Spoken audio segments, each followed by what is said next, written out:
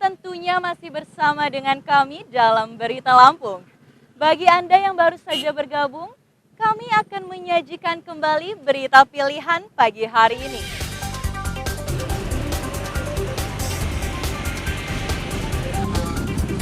Baut roda patah akibat muatan terlalu berat. Truk yang mengangkut pakan ikan terguling di Jalan Sumatera Lintas Barat.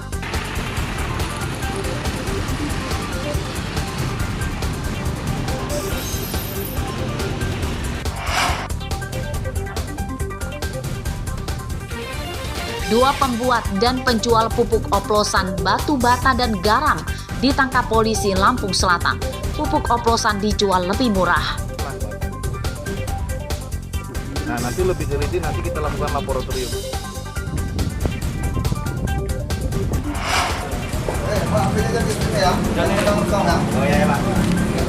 Seorang begal sekaligus penjamret yang menyasar pengendara motor wanita di Lampung Utara ditembak polisi.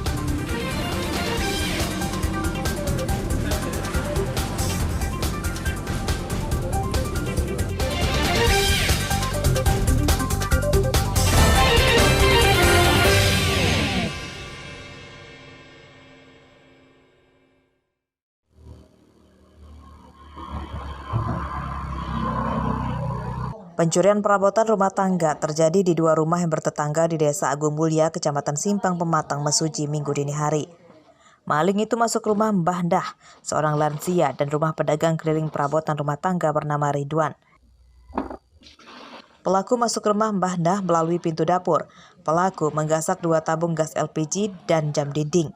Pencurian baru diketahui saat Mbah Dah akan sholat subuh.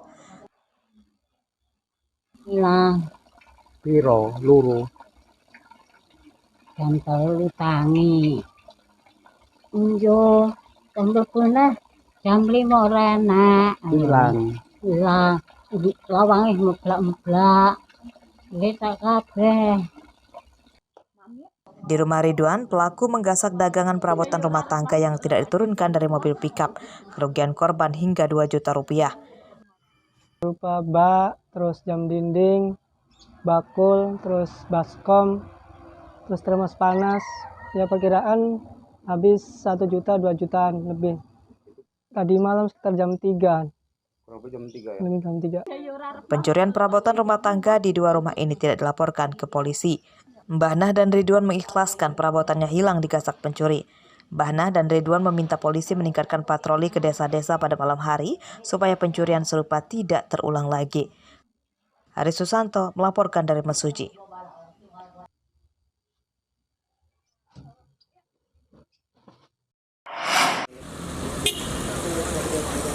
Jembatan Sungai Wailaai, Desa Laai, Kecamatan Karya Penggawa, pesisir barat ambles dan membahayakan pengendara. Untuk mencegah kecelakaan lalu lintas, pada Minggu siang, warga dan pamong memasang rambu-rambu berupa pohon pisang yang diletakkan di jalan yang berlubang. Amblesnya jalan ini dampak ambruknya dinding pembatas serta bronjong di bawah jembatan akibat diterjang banjir beberapa hari lalu. Dinding pembatas sungai dengan permukiman yang ambrol menakutkan warga yang tinggal di bantaran Sungai Wailaai. Saat hujan, rumah mereka terancam terendam banjir dari luapan sungai. Posisi hujan deras, Pak? Ya hujan hujan terus. Nah. Jadi air sampai seberapa tinggi, Pak, kemarin? Ini misal 1 meter lagi ini. Misal 1 meter lagi enggak kelemparan di rumah. Jadi ada kita. berapa batang kelapa yang udah ikut hanyut? 5 batang kelapa. Tanaman ya. punya Bapak? Iya. Pohon kelapanya? Iya. Tujuan nanam pohon kelapa memang buat menahan abrasi? Iya, untuk menahan kekuatannya kan saya ngambil nanam itu kan supaya kekuatannya akarnya itu jangan supaya menahan ini. Iya, abrasi, tanah ini jangan longsor. Iya. Jadi bukan hanya di sebelah sini aja, sebelah sana di depan apa itu? Ada berapa rumah titik? makan. Iya, ada beberapa titik. Memang terus yang sebelah sana juga. Itu sebab itu putus jalan itu ke kampung sebelah itu. Jadi maksud kami ini atas nama masyarakat yang ada di sekitar sini, terutama masyarakat Laai ini, kami mohonlah dinas-dinas terkait atau yang berkompeten dengan permasalahan ini untuk segera. Jadi jangan sampai perintah kami itu ada korban dulu baru ada penanganan.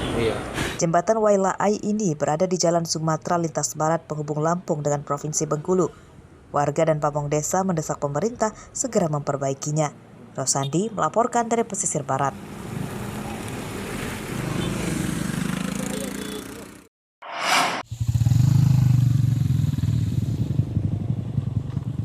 Ini bukanlah kandang ternak, melainkan jalan desa Sukamaju, Kecamatan Banjarmargo, Tulang Bawang. Jalan becek dan berlumpur setelah diguyur hujan. Pengendara pun harus ekstra hati-hati jika tidak ingin tergelincir.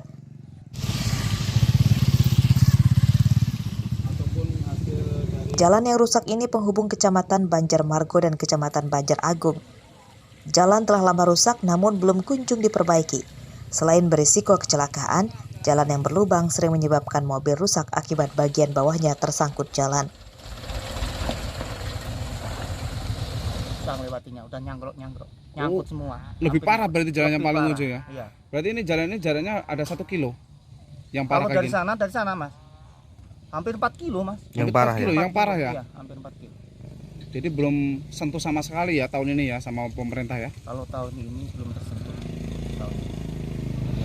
Aduh, sangat menyusahkan masyarakat sekali, khususnya Kampung Sukamaju ini, Pak. Harapannya apa Pak kepada pemerintah? Harapan kepada pemerintah, baik itu pemerintah kampung maupun pemerintah daerah, mohon untuk segera diperbaiki supaya masyarakat dapat menikmati jalan dan untuk lalu lintas mudah, untuk ekonomi supaya lancar.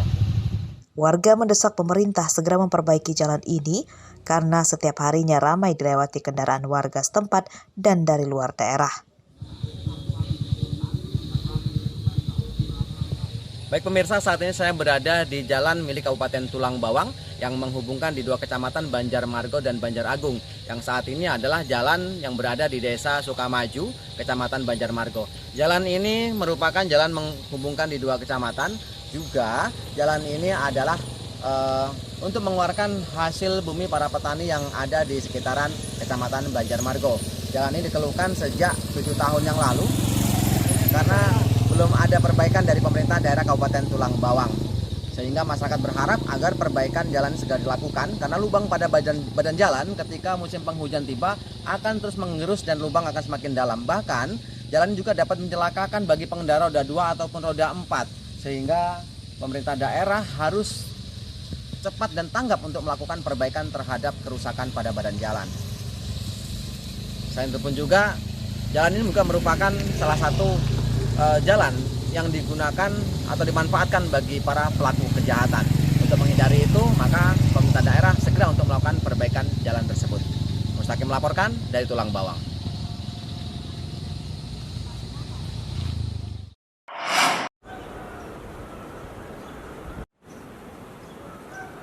Rekrutmen petugas pengawas Kecamatan Pemilu atau Panwascam di pesisir barat menuai protes dari para peserta yang gugur. Ini mencuat setelah pengumuman peserta yang lolos. Ketua Bawaslu Pesisir Barat Irwan Syah pada Jumat siang mengatakan bahwa rekrutmen Panwascam di daerahnya transparan dan sesuai peraturan. Para peserta tes sebelumnya menuntut dibukanya data nilai hasil tes, namun itu tidak dikabulkan oleh panitia seleksi Panwascam. Sesuai peraturan, data yang dibuka hanya berdasarkan peringkat 6 besar saja. Bahwa di jumlis itu tidak disebutkan harus mencantumkan nilai, kan?